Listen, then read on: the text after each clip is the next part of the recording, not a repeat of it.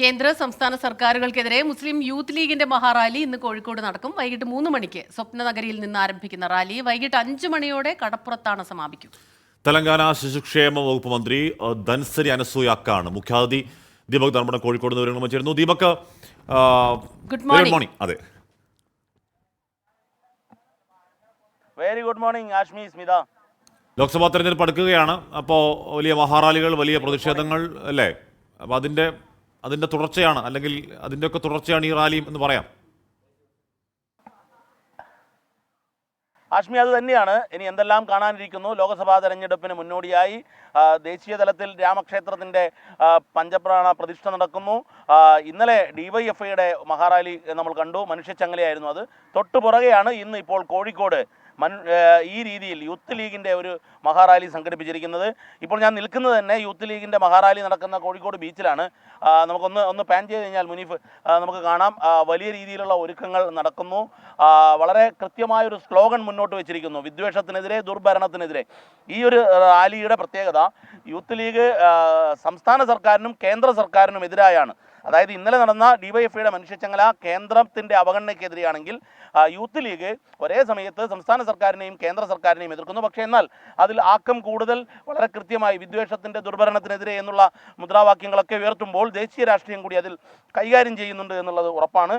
3 മണിക്ക് സരോവരത്തിൽ നിന്നാണ് ഈ റാലി ആരംഭിക്കുക. മഹാറാലി ഒടുവിൽ കോഴിക്കോട് ബീച്ചിലെത്തും. നമുക്ക് ബീച്ചിൽ നോക്കുമ്പോൾ കാണാം, ബീച്ചിൽ ലീഗ് പതാകകൾ, ഹരിത പതാകകൾ ഇങ്ങനെ നിരന്ന് നിൽക്കുകയാണ്.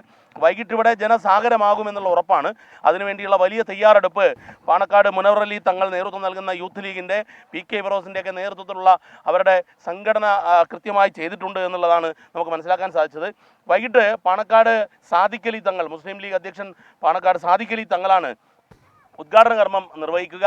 മാത്രവുമല്ല, ദേശീയ തലത്തിലുള്ള, സംസ്ഥാന തലത്തിലുള്ള ലീഗിൻ്റെ പ്രമുഖ നേതാക്കളെല്ലാം ഉണ്ട്. പ്രതിപക്ഷ നേതാവ് VD സതീശൻ എത്തുന്നു. നേരത്തെ ഹാഷ്മി പറഞ്ഞതുപോലെ തെലങ്കാനയിൽ നിന്നുമുള്ള ശിശുക്ഷേമ മന്ത്രി എത്തുന്നു. അങ്ങനെ നോക്കുമ്പോൾ ഒരു ദേശീയ പ്രാധാന്യം ഇതിന് നൽകാൻ വേണ്ടി യൂത്ത് ലീഗിൻ്റെ ഭാഗത്തു നിന്നും കൃത്യമായ ശ്രമമുണ്ട് എന്നുള്ളതാണ് വസ്തുത.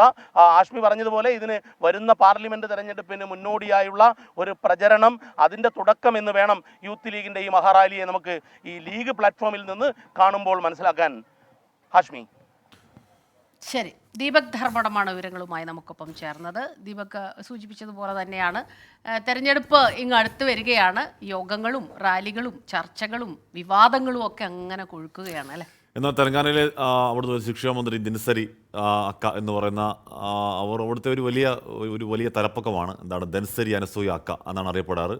പഴയ നക്സൽ പാരമ്പര്യത്തിൽ വരുന്നതാണ്. അതിനുശേഷം ഇല്ലായ്മകളോട് പടവെട്ടി സാധാരണ മനുഷ്യരോട് കൂടി ജീവിച്ച് സാധാരണ മനുഷ്യർക്ക് ഇടയിൽ നിന്ന് സാധാരണമായി തന്നെ വളർന്നു വന്ന് ഒരു മന്ത്രിയാകുമ്പോഴും സാധാരണക്കാരെ നന്ന് സത്യപ്രതിജ്ഞയ്ക്ക് ദിനസരിയെ സ്റ്റേജിലേക്ക് വിളിക്കുമ്പോൾ ഒക്കെ അവിടെ ഉണ്ടായ കരഘോഷം ഭയങ്കര കരഘോഷമായിരുന്നു.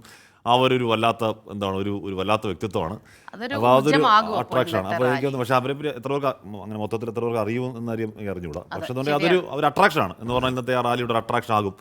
പറഞ്ഞതുപോലെ തന്നെ ഈ അധികാരത്തിലൊക്കെ എത്തുമ്പോൾ ഈ കടന്നു വന്ന വഴികളൊക്കെ മറന്നു പോകുന്ന പല നേതാക്കളെയും നമ്മൾ കാണുമ്പോൾ നമ്മൾ സാധാരണ പറയുന്ന കടന്നു വന്ന വഴികളല്ല. ഇവർ കടന്നു വന്ന വഴി വല്ലാത്ത വഴികളിലൂടെയും ഒരുപാട് ബുദ്ധരവങ്ങളിലൂടെയും ഒരുപാട് അടിച്ചമർത്തലൂടെയൊക്കെ കടന്നു വന്ന് അവർ വായിക്കാൻ നല്ല രസമുള്ള ചരിത്രമുണ്ട്. അപ്പോൾ പ്രിയപ്പെട്ട പ്രേക്ഷകരോട് ഞാനത് പറയുകയാണ്, ധൻസരി അനസൂയ അക്ക എന്ന് പറയുന്ന ആളെക്കുറിച്ച് വേണമെങ്കിൽ ഗൂഗിളൊക്കെ പോയതിന് ഇഷ്ടംപോലെ സാധനമുണ്ട്. വായിക്കുന്നത് നമ്മൾ തടർന്നൊക്കെ ഇരിക്കുകയാണെന്നുണ്ടെങ്കിൽ കട്ടയ്ക്ക് മുന്നോട്ട് വരാൻ വേണ്ടി പ്രചോദനമാകുന്ന ഒരു തർക്കമില്ല കേട്ടോ.